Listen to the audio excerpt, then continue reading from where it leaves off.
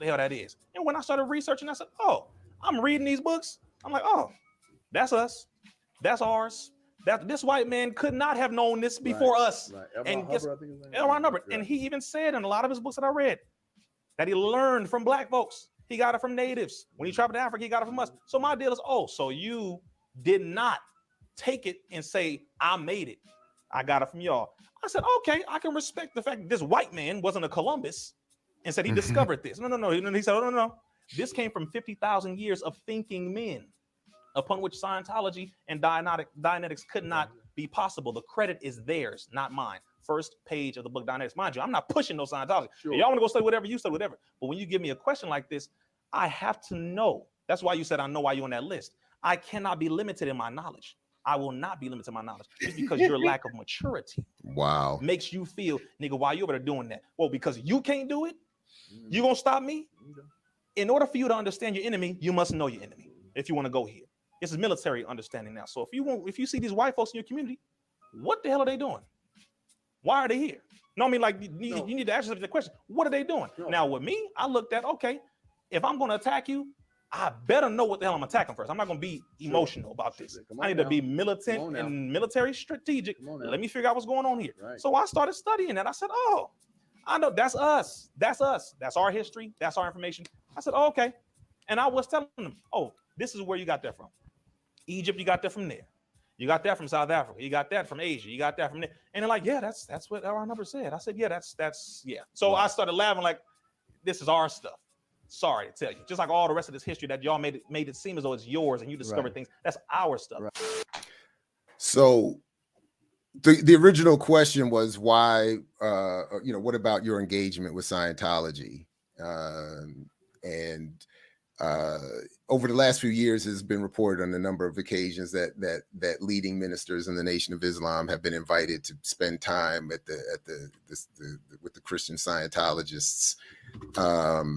And the one part that he left out, and I will give credit because I initially saw this here and then went actually and followed up from there to try to confirm. The good historians at South Park, when they broke down the history of Scientology, it is hilarious and unfortunately quite actually factual.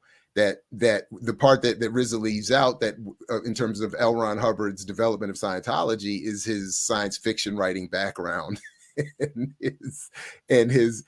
the other thing that's left out of that conversation that I thought about, two quick points. One is that the nation has some overlapping similar ideological beliefs in terms of beings from outer space, aliens and whatnot, right? The other thing that occurred to me just watching that, and because I was watching it in line with watching the other stuff around the nominal white left, is that it seems to me that this is the black nationalist version of going after the right wing, the rightward conservative wing bag.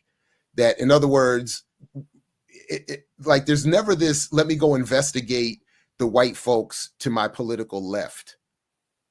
In other words, if this claim that he was studying the enemy, well, why then aren't you showing up with the white communists and the socialists then, and learning, study them, because there's no money in that. There's no money in that. But anyway, those were just my two. Go ahead. Yeah, right. I'd say 4 words. If you want to know why the Nation of Islam is playing footsies with the Church of Scientology, is where the money reside, where the money. I know that's an outdated meme, but it's relevant. They go where the money is. It's like I was telling y'all in the text yesterday. Go and look up the Unification Church in the Nation of Islam. Go look up Reverend Sun Young Moon, a billionaire. Go look up the Moonies. They're called the Moonies. It's a derogatory term, but another cult, the Unification Church. And if you go look up the Million Family March, where Farrakhan did mass weddings, he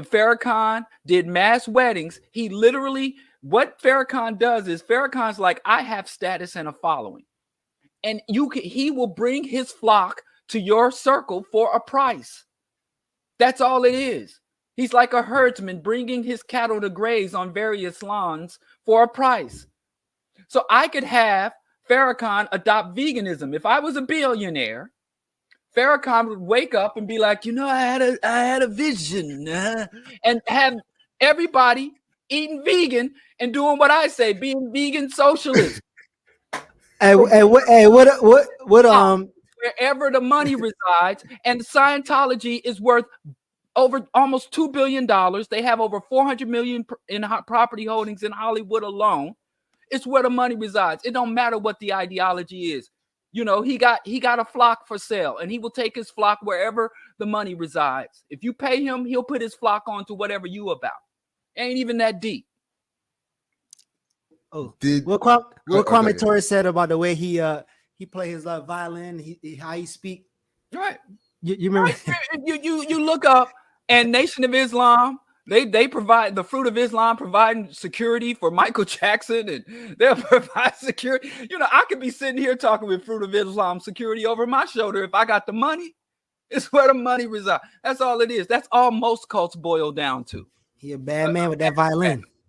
And cults, right? I think there is. Did you see the barbershop? What was it, the barbershop channel? There's a barbershop channel that played the apparently has the audio of Farrakhan talking to Rizza Islam and chastising him because women were coming forth with all kinds of accusations, including of the R word. So I don't know if you've heard that. I don't know how accurate that is, but I admit it was a scandalous listen. But anyway, all I know is about his exploiting vulnerable children, him and his mom with the little nonprofit thing. That's all I know about. Well, I did see a couple years ago when JT the Pocket Watcher did a whole thing on that, and it was once you get over of course the fact that the claim was that they were ripping off all these poor black people. It was, I mean, it was still, there is humor. It was kind of funny. Again, unfortunately, the problem, and I can't even watch JT much anymore, is that so much of that channel is yes, it's making fun of people who are ripping off black people, but it's also making fun of black people for just being poor.